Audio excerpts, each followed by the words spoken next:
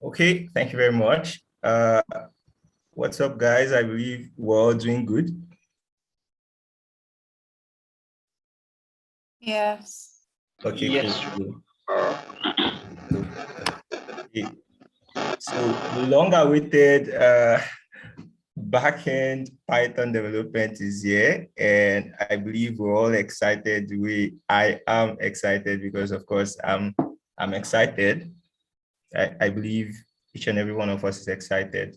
So basically, I think we already know my name. I'm Wokode Samuel, and I would be taking the introductory parts of Introduction to Python, of course.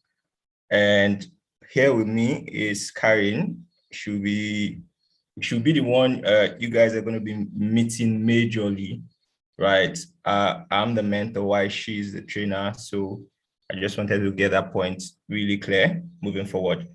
So yeah, it's introduction to Python. Yeah, so we're just going to jump to the overview.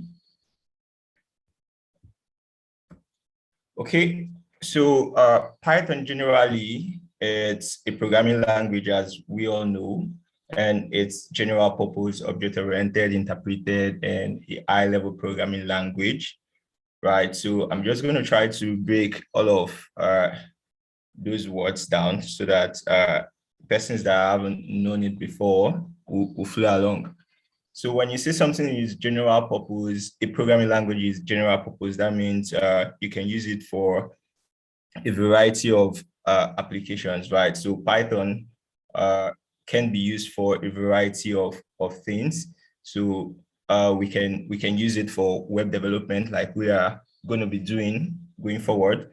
You can use it for it's widely used in data science. It's used in machine learning and AI and all of that, and also GUI programming. You can use Python for that. So that's the general purpose angle of Python.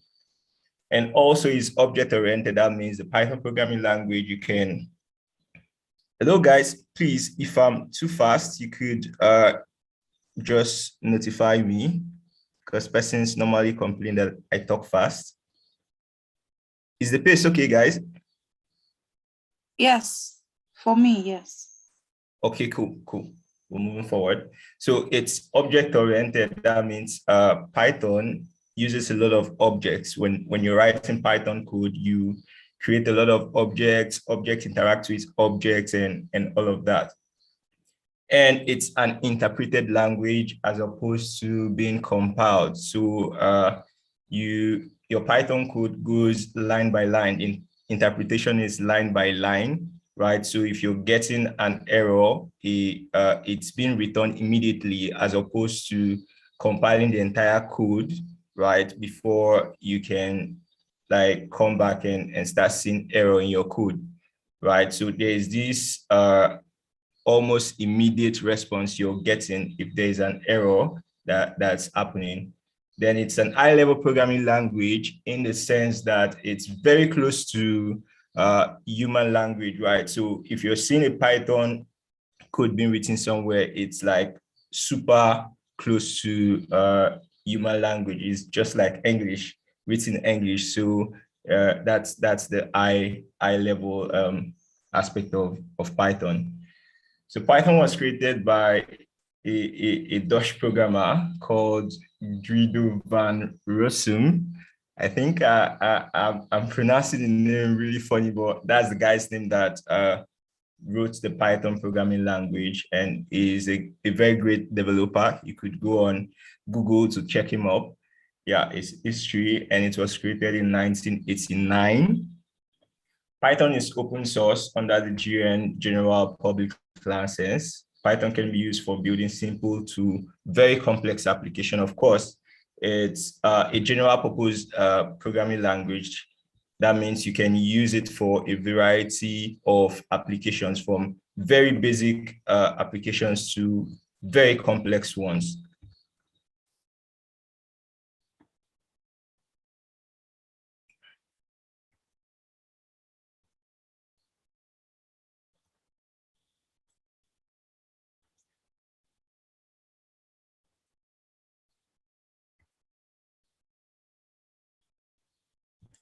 Okay, so yeah, we're just going to jump into installation. Of course, in order for us to work with Python, we need to install it on our PC.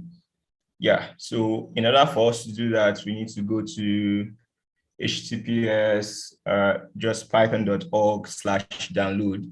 So once you do that, I'm just going to try to access the site now. Okay. Yeah, so there's a Python site where you can get Python for various OSs. I'm currently on Windows, so you could just do a download, and we're working with Python 3. So of course, when you're downloading, you should ensure that it's Python 3 you're downloading for use. And if you're on Linux or Mac OS or others, you could still further go and get your version. But I'm currently on Windows and it's already downloaded, so I wouldn't be doing that. Yeah. So once you get it download, once your download is successful, you can go ahead and install it. The installation process is super simple. However, in course of you installing it, if you're having issues, of course, you can report it in our Slack channel and we'll see to resolving it.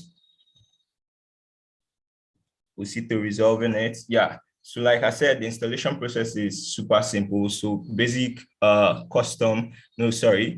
basic default options, you can go with it. That's going to be fine. So you just click through. Once the installation process is done, you need to check if actually everything is okay by typing Python --version in your command line. And that's supposed to bring up the Python version if installation was successful. So I already have Python installed, so I'm just going to check the version. Okay, so that's showing 3.9.5. So that's the version of Python that is installed. Okay. So now this brings us to the integrated development and learning environment of Python. So once you install Python, it comes with the IDLE, which stands for Integrated Development and Learning Environment. So I'm just going to briefly go over what it looks like, right? So yeah, it's up. This is the IDLE of Python, and you get it once you install Python successfully. So basically, it's I would say it's like a terminal, right, where you can type in your very short Python code. So in case you're studying and you need to like just test out basic stuff concerning Python basic code, you could just come, you could do you could just type there. So basically it's a single line at a time, right? So for example, if I want to do a print, like it's just single line, and when you're done, you press enter, the output shows, right? It's similar to the way your CMD work, your command prompts work, right? So you type commands, you press enter, and you get the output, right? So you could assign stuff to variables, like just basic stuff, right? And you can check what value is inside of the variable you just declared and initialize the value to, right? Then for multiple line stuff, though it's still possible using the IDLE, right? But I would advise you create a file. Of course, that's possible here. You could do this. Okay, so you could type in all of your code in there, right? You could type it, and at the end of the day, you could run it. Okay, you save. I'm just going to do that to desktop and say sample2.py, save. Okay, so that's the output. So once you have multiple lined code you want to test out, you create a file, you type all of the code snippets inside of that file, you save it and you run it, and you get your output displayed here. So basically, this is the ideal LE, and it's very useful when you're studying Python and you basically want to test out stuff. Okay, so let's jump into features of Python. Of course, for every programming language, there are features, right? So let's look at all of these features.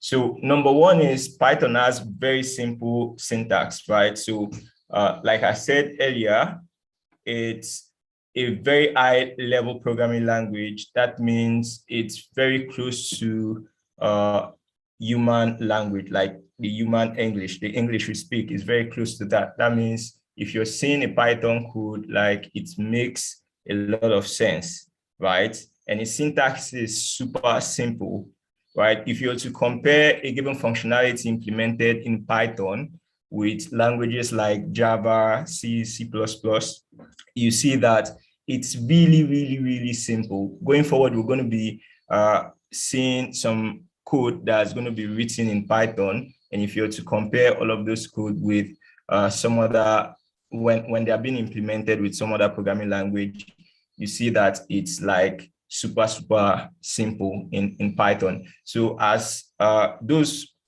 of us that are beginners, right, that are still learning, you really have nothing to worry about because the syntax is like super simple and it's very close to your regular English language, right? So you could like easily just pick it up. So the next stuff is about Python is there is a very wide there is wide support for it, right, on various platforms. Like we saw on the download page, we have it for Windows, we have it for all dextrose of Linux, right? We have it for Mac OS, Unix, and its support is like broad. So irrespective of the platform you're operating on, right, you already have Python supported for it. Then it also have large library support, right? So you could find library for almost anything you want to do. It's open source and has huge community support. There are a lot of open communities where one could just easily get resources about Python and get support about it. And it's also an interpreted language, right? And when, like I said earlier, when a language is being interpreted, it goes line after line, right?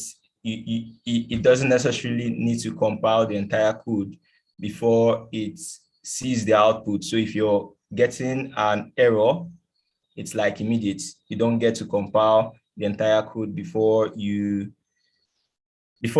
see that you have an error and you go back and compile again and come and run. So that's not the case of Python. So it's interpreted, it goes line after line. You can view this. I think it's similar to the way your browser interprets all of your HTML and your CSS, right? It's from top to bottom, left to right, right? So it's similar to what an interpreted language like the process is like. So it takes in one line, it interprets it, and you get the output like immediately. There are numerous implementation of Python. The C Python, pardon me, the Python, the C Python there, the P there as is capital letter, not small letter. So the C Python is like the standard implementation of Python, right? While the J Python is the implementation that allows Python to run on the Java virtual machine, right? To run on Java, right? And the Iron Python, it's another implementation that allows Python to run on .NET. So it has a lot of implementations, right, that allow Python to operate on different environments.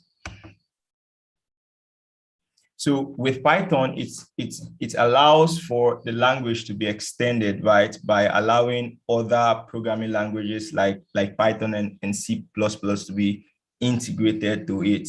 So developers are not like strictly limited to the use of Python alone.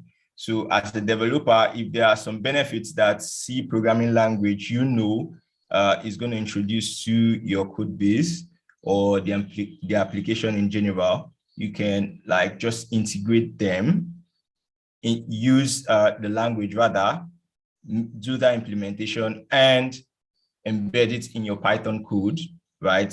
Use it in your Python code and it will still work. Python allows that. Then Python is dynamically typed. What does this mean? So when you say something is dynamically typed, it means that, for example, when you're declaring a variable, right, you don't specify the type the variable will be holding. Take, for example, you're declaring a variable called name and you're passing it a name, right, probably your name.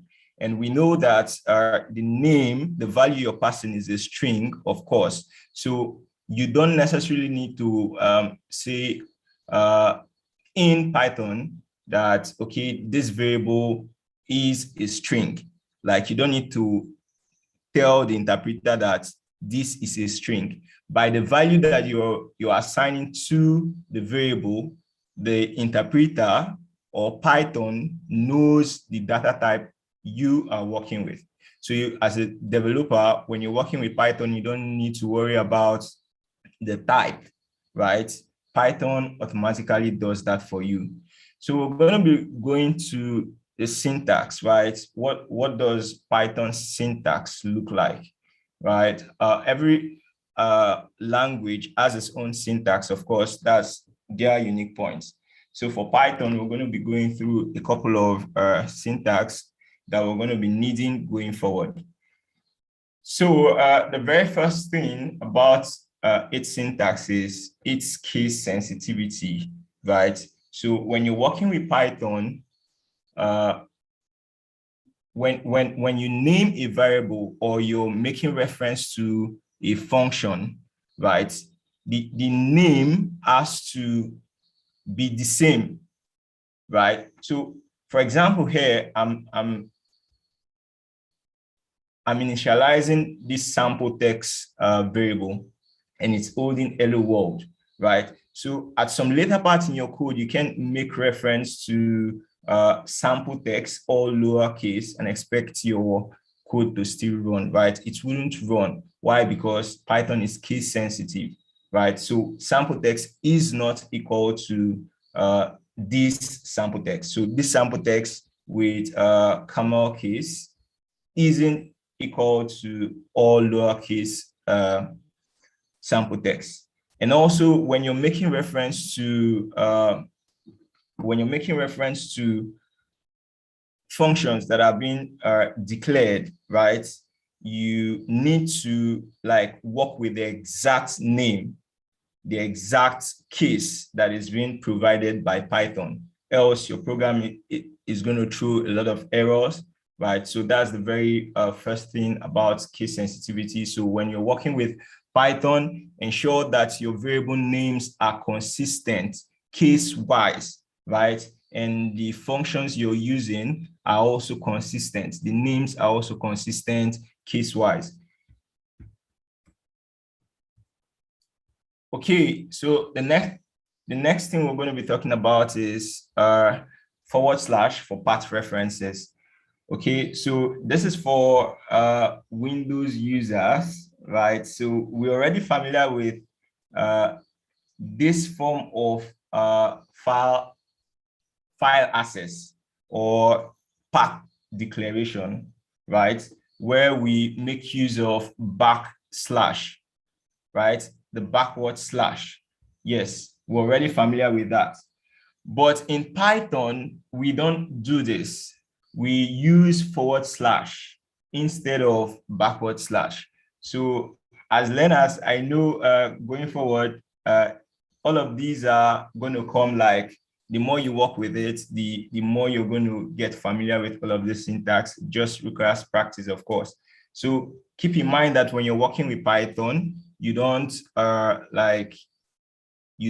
need to work with backward slash when you're doing path related stuff, right? So it has to be forward slash all through the declarations. Next one is no expression terminator, right? So that's basically just saying when you're working with Python, after a given executable expression or a statement, there's no need for you to explicitly like add something like a semicolon, right? To tell the program that, yes, this is an end of a statement, right? As opposed to languages like C and C++, where you need to explicitly like add a semicolon to the end of every executable statement, right? Every statement you need to add a semicolon. In other programming languages like C and C++, but in Python, you don't need to do that. Are we still together? Yes. Yes, sir. Okay, cool. And if you have questions, of course, you can drop them in the chat section, right? Yeah. So going forward, one line, one expression. So it's for me, this is personal preference, right? And I think it's best practice. So for every expression you're going to be writing, every executable expression, no matter how short it is, I would advise it's always on a separate line, right? So it has to be like shown here, the very first expression where you have print hello world, right? It has to be like this. However, if for some reason there is need for you to have multiple expressions, ensure it's been separated with a semicolon, else you're going to get an error. So very briefly, I think, let me just show this. So for example, if you're having, I'm just going to do a print again. So if you're having this, right, and instead of adding a semicolon, you don't, you end up getting an error, invalid syntax. However, if you add a semicolon there, so you see both of them are executed hello. So whenever you are having multiple short statements that has to be on same line, ensure you separate them with a semicolon. But I wouldn't advise this. Instead of doing this, I would advise you break them into two separate lines for code clarity. So string literals. So there are a couple of ways you can create strings in Python. The very first one is using single quotes, right? Like as shown here, the word variable, the hello string is held by single quotes. Of course, you can still use double quotes here. It doesn't matter. So the very first way of doing this is using single quotes. A second way of doing it is using double quotes as shown here. While for multi-line strings, right, or sentences, you make use of triple double quotes or single quotes, right? I'm going to go over this again. So there are different ways you can create string literals in Python. The very first one is using just single quotes. The second one is double quotes as shown here. The last one is using triple quotes, either double or single as shown here. So quickly, we're just still going to check this. So for example, we want to say we have a word, right? So you can do single quotes, hello. That's still a valid string. So if you're to show what's in word, you see that's a string. For sentence, you can still use double quotes. It's still going to work.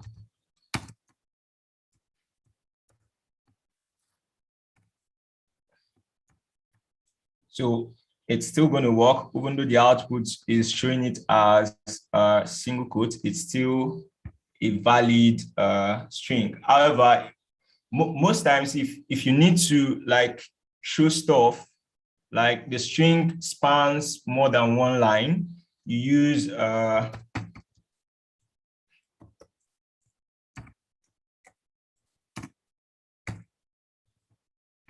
okay, you do that. With that, now you can write any, like you can write the string. The string can span multiple lines with the double quotes. And like I said, the triple quotes rather, like I said, it can be single or double. So let's use this single quote. This is a multi-line string, right? So when you're done, you do that again. And if you were to print this out,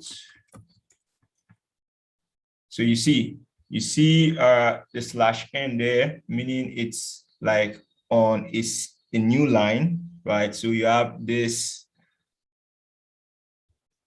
a multi-line string. What a sentence, okay? But I think we all understand how the whole multi-line string work, yes? Do you understand how it works now? Yes. Okay, cool. Moving forward. Comments, of course, comments are like integral parts of software development, of course. So at every point in time, you would need to add comment to your code for clarity and all of that. So in Python, if you want to add comments, this is how you're going to go about it. You have a hash, you write the comments there, right? That's for single line comments. Multi-line, Python doesn't like support multi-line comments out of the box, right? But you can simulate multi-line comments, or you can achieve multi-line comment using hash, right, as shown here, on multiple lines, right? And also you could use the triple quotes shown previously to also achieve a multi-line comment, right, as shown here. In Python, whenever a string isn't assigned to a variable, right, it's just ignored, right?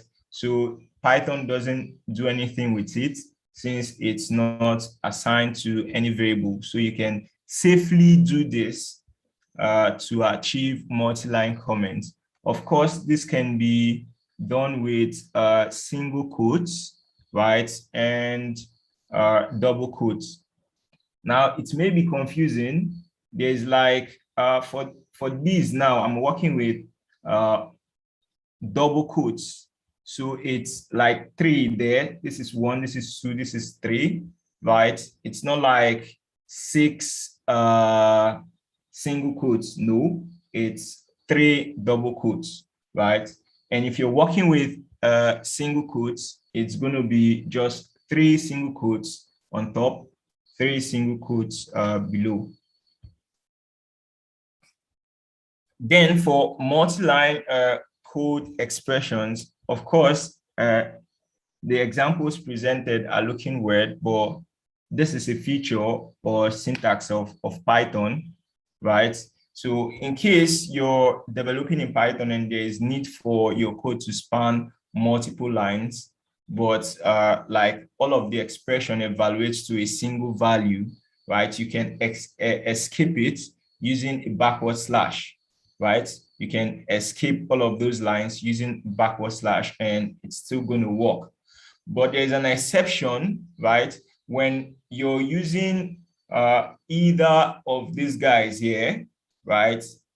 If you're creating a tuple, if you're creating a list or a dictionary with either of them, and there's need for you to span multiple lines with the values, right? You don't need to escape those lines. You can just go ahead and work with them as shown here. But if you're not working with either of them, you must escape those lines. So quickly again, we're just going to go over here and let's see the sum example we did there. So we have this. So we need to escape it. 1 plus 2. We need to escape this. For clarity, I'm just going to shift this guy there. And 3, right? So if you're to print out sum is 6. However, if you do same thing without escaping it, of course, already it's going to show you that there is a syntax error, right? But if you're creating a list,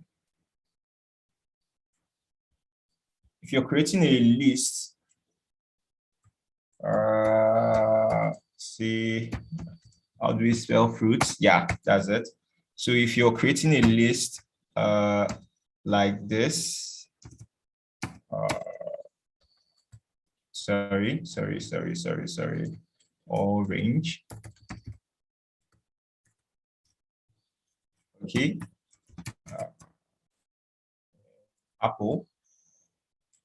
So there's no need for us to like add all of those escape. Is still just going to work out of the box. And similar thing applies to when you're creating tuple with the first bracket, right? And when you're creating lists with square brackets, or when you're creating dictionary with angle brackets, sorry, with curly brackets rather. So this is just the exception, right? So when you're doing normal implementation or an expression that spans multiple line and that evaluates to a single value, ensure you do this escaping of these lines. However, if you're working with either of these guys, you necessarily don't need to do that. Code indentation, of course, every programming language has its own way of indenting code, right? And for Python, code indentation is done with spaces, right? So for you to declare a code block, right, a given scope, it has to be indented. And as learners, we should really check out for this, right? Because a lot of bugs will occur if we're not careful of our indentation. So basically, the simple rule is ensuring that your indentation is like consistent across your program, right? So if you're using 2 spaces, ensure it's 2 spaces, like it's uniform across board. It's not like you're going to use 2 space here and use 3 space here. No, that's not going to work. So it has to be the same all through, right? And preferably I would advise you use a tab. Reason being that, okay, if you say a single tab for indentation, it's easier than using your space bar for indentation, right? Because you may lose track of how many spaces you're actually using at the long run. So it's advisable you use your tab. So one tab, you're done. So in order for you to like print, if a condition is true, you want to print something. That means this print statement depends on this if statement. Ensure that the print is properly indented into this if statement. Some persons may end up doing this, right? And your program will not run the way you expect it to run, because this print and the if statements, they are like on same level, right? They're on same level. That means the print statement is not inside of the if condition. That means whatever condition that applies here wouldn't affect the print statement. So if your intention is to actually do a print with a condition, right? When a condition occurs, you want to do a print, ensure that the print statement is properly indented, right? As shown here. So this is very important. Okay, so I think we're gradually wrapping up. So we're just going to quickly look at working with Python files. Of course, the IDEL that was shown wouldn't allow us to like fluently write an entire application here. So there's need for us to create Python files, where we can write our source code and at the end of the day get it compiled. So I'm just going to quickly show us. This is VS Code, right? So I'm just going to quickly show us how we're going to go about that. So basically, like you do normally, you write the file name. So in this case, I'm just going to name it sample. However, for Python files, they end with .py extension. So don't forget, every Python file ends with a .py file extension. I know we're already familiar with working with VS Code. So once your Python is installed, ensure that it's included in your environment variable, the path variable, ensure it's included there so that it can be Python as a command can be accessed on your terminal, right? Or in your terminal, right? So this is a Python file we just created.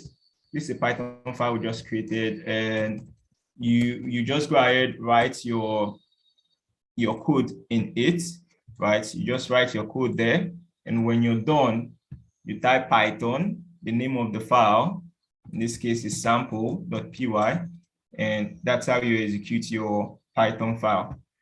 So yeah, basically that's that. So you create your Python file with the .py extension to run or to execute the code inside of the file.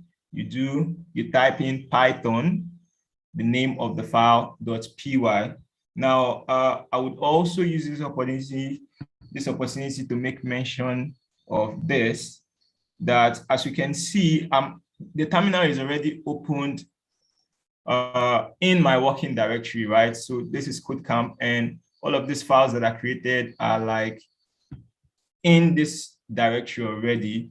So most times, if the terminal is not on or is not in same directory as your file, the file wouldn't be able, your Python command won't be able to access the file. So it's very important that the terminal is in same working directory, right? It can be on different directory, but that it will require you to like specify all of the file path and everything to the file, to the actual file rather, right? So it's very important you just keep it in your working directory so that you don't need to like start referencing files and all of that. Yeah, so basically that's that concerning introduction to Python. Thank you very much, guys. So at this point, we're going to be entertaining questions if we have any.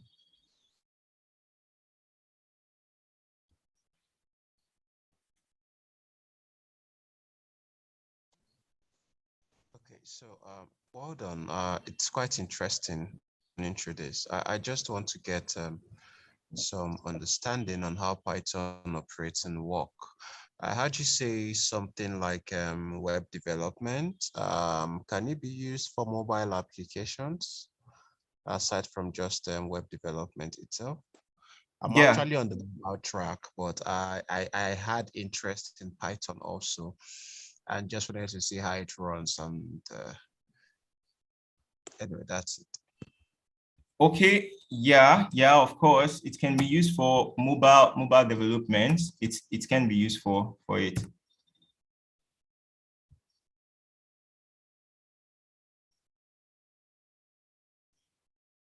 Okay, but still on the same backend level, right? Okay, so basically there is a framework that you can use when you're building a mobile app. So there is this framework called Kiwi, right? It's a Python framework that would enable you like build stuff for mobile. So you could check that up. Sorry, what did you call the name again? Kiwi? Yeah, Kiwi, like capital letter KIVY. Okay, thanks. I'll check it out. Okay, cool. So do we have any other question?